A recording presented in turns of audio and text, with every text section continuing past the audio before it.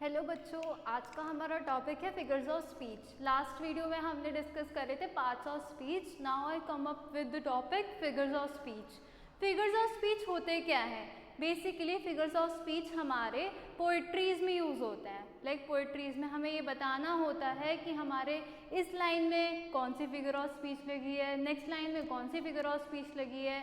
ऐसे हमारे figures of speech वैसे अगर देखे जाएँ तो बहुत सारे तरीके की होती है। लाइक कॉम्पिटिटिव के अकॉर्डिंग अगर हम देखें तो more than 20 figures of speech exist करती हैं हमारे इंग्लिश लैंग्वेज में। बट अभी हम मोटा मोटा सिर्फ ऊपर ऊपर से देखते हैं। लाइक जो बेसिक्स हैं पहले वही डिस्कस कर लेते हैं। बेसिक्स से हम स्टार्ट करेंगे, फिर वी विल मूव ऑन ज़्यादा मतलब थोड़ा डीप में। ठीक है, अभी हम बेसिक डिस्कस करते हैं। अभी हम 5 figures of speech, first 5 figures of speech हम डिस्कस करने वाले हैं। ठीक है, चलो विदाउट वेस्टिंग एनी टाइम हम स्टार्ट करते हैं अपना topic. First figure of speech हमारी आती है सिमिली। सिमिली क्या होता है? अच्छा चलो हमारा ये कह देते हैं कि एक बार हम पढ़ते हुए ही डिस्कस कर लेते हैं। सिमिली होता है हमारा comparison between two different things using like और एज। क्या होता है हमारा सिमिली?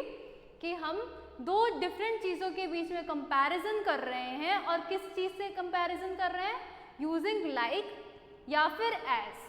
हाँ, अब हम इसमें क्या करेंगे, दो अलग अलग चीज़ों का कंपैरिजन करेंगे। दो बिल्कुल डिफरेंट चीज़ें होंगी और उनका कंपैरिजन हम लाइक या एज का यूज़ करके करेंगे। ठीक है, कोई दिक्कत? चलो आओ। The great Khali looks as strong as an aux.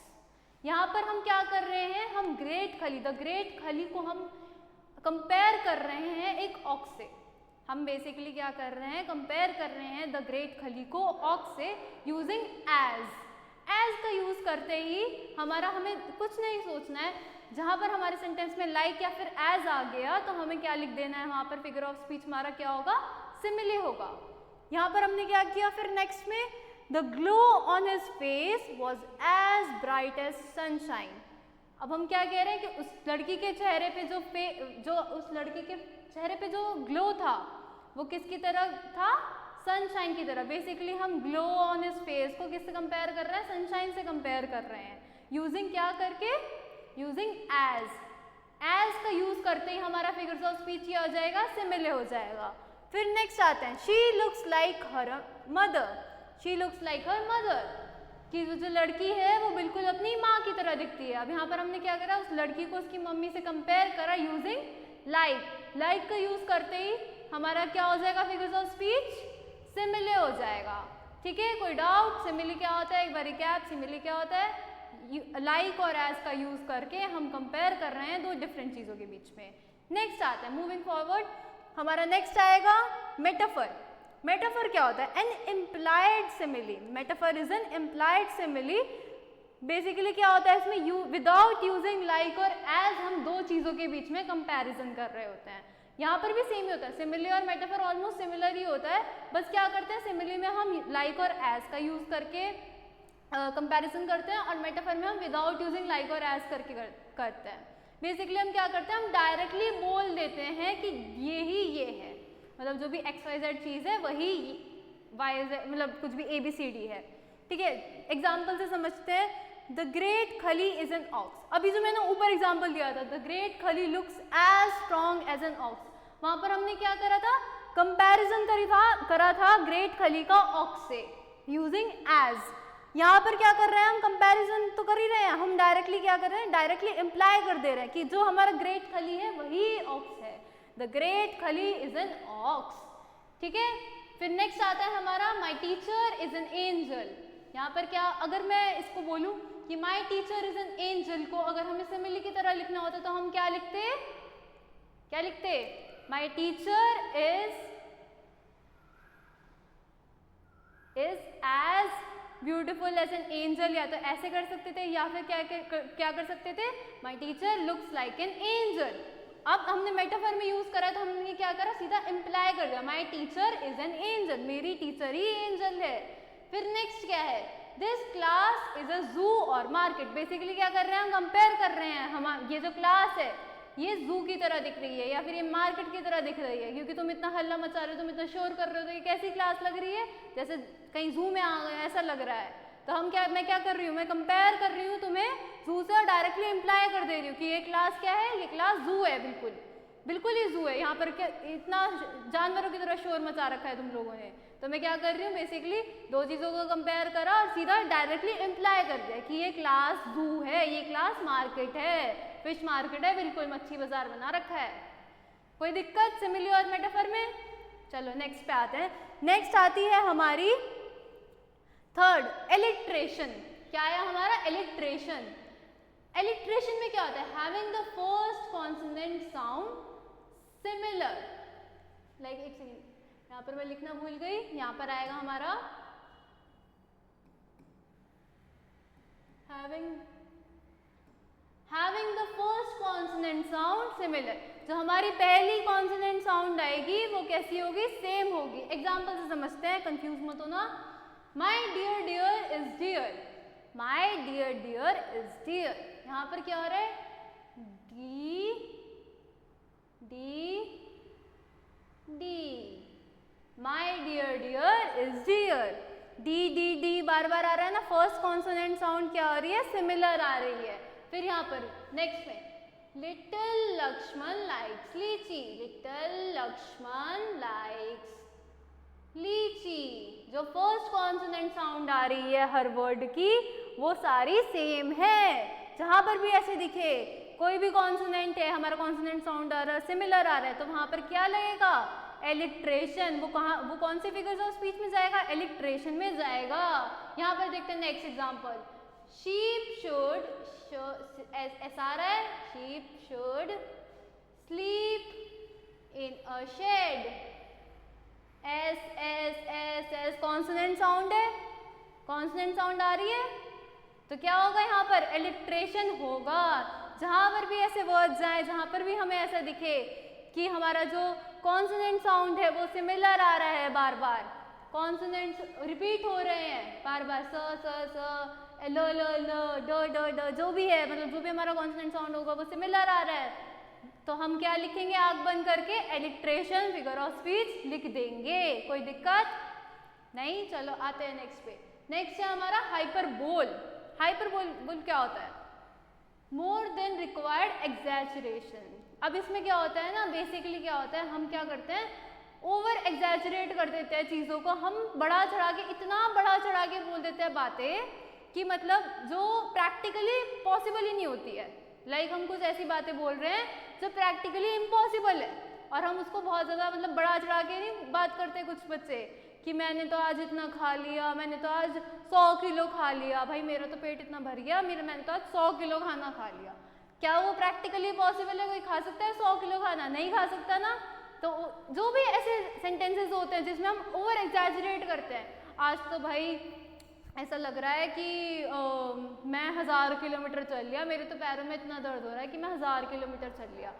कोई है प्रैक्टिकली पॉसिबल है? कोई चल सकता है 1000 किलोमीटर्स? नहीं चल सकता। क्या कर रहे हैं हम?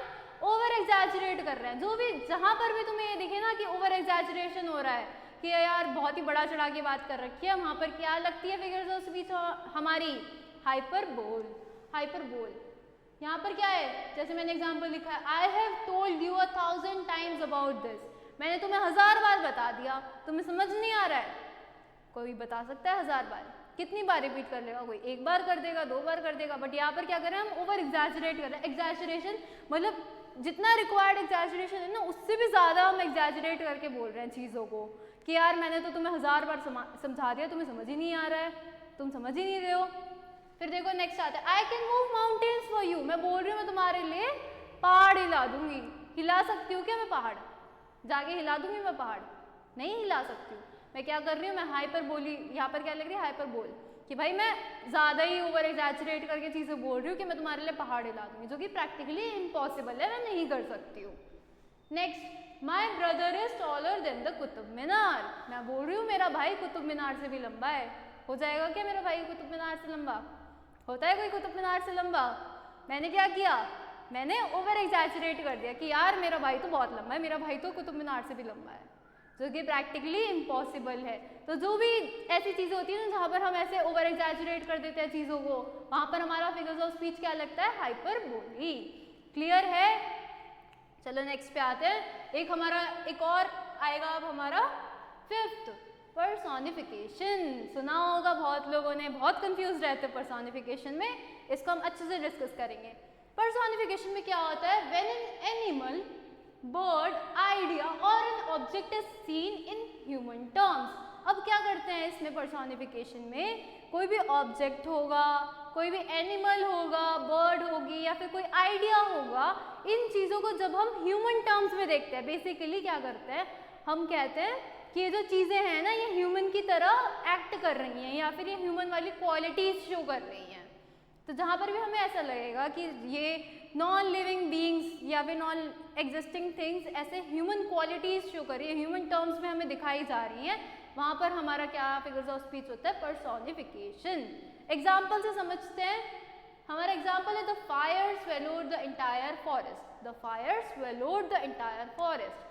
फायर क्या है, मतलब एक इंसान तो नहीं है ना, बट वो हम क्या दिखा रहे हैं, swallowed the entire forest. Swallow कौन करता है, ह्यूमंस करते हैं भाई, खाना खाते हैं हम, स्वेलो करते हैं, हम करते हैं वो चीज़ तो, बट यहाँ पर क्या फायर कर सकता है क्या कुछ, फायर, बट हमने यहाँ पर क्या करा है, fire swallowed the entire forest, as if वो ह्यूमन है और वो खा गया, फायर खा गई, हमने उसको एज एन ह्यूमन, मतलब ह्यूमन दिखाया है हमने वहाँ पर, एज ए ह्यूमन हम दिखा रहे हैं कि हमारा जो फायर है वो ह्यूमन क्वालिटीज शो कर रहा है, स्वॉलो कर रहा है।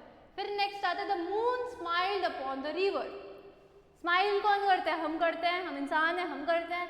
द मून कभी स्माइल कर सकता है, बट हम क्या कर रहे हैं कि the moon smiled upon the river, हम मून को एज अ ह्यूमन दिखा रहे हैं कि मून जो है हमारा वो स्माइल कर रहा है रिवर पर, ठीक है। नेक्स्ट है हमारा the stars winged at me. The stars winged at me.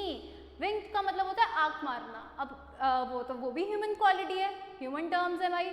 अब वो हम क्या बता रहे हैं कि जो हमारे स्टार्स हैं, वो मुझे आँख मार रहे हैं, ठीक है। वो बेसिकली ऐसा नहीं कर सकते, बट हम उसको as a human quality, as a human term दिखा रहे हैं कि तुम ऐसा कर रहे हो, जो इंसान करते हैं वो चीज़ें वो कर रहे हैं। इन सब एग्जाम्पल्स में हमने ये दिखाया है कि ये जो चीज़ें हैं, नॉन लिविंग थिंग्स हैं, वो सारी ह्यूमन क्वालिटीज़, ह्यूमन क्या कह सकते हैं, ह्यूमन क्वालिटीज़ होल्ड कर रही हैं और वो सब शो कर रही हैं ये चीज़ें, ठीक है। जहाँ पर भी ऐसा हो, कोई भी ऑब्जेक्ट, कोई आइडिया, कोई एनिमल, बर्ड या फिर कुछ भी हो, वो हमें ह्यूमन क्वालिटी दिखाया, ह्यूमन टर्म्स में दिखाया गया हो, तो उसको हम किस फिगर ऑफ स्पीच में डालेंगे, पर्सोनिफिकेशन। 5 हमने डिस्कस करे, कोई दिक्कत हुई? चलो एक बार रिकैप, सिमिली, मेटाफर, इलिट्रेशन, हाइपरबोल और पर्सोनिफिकेशन।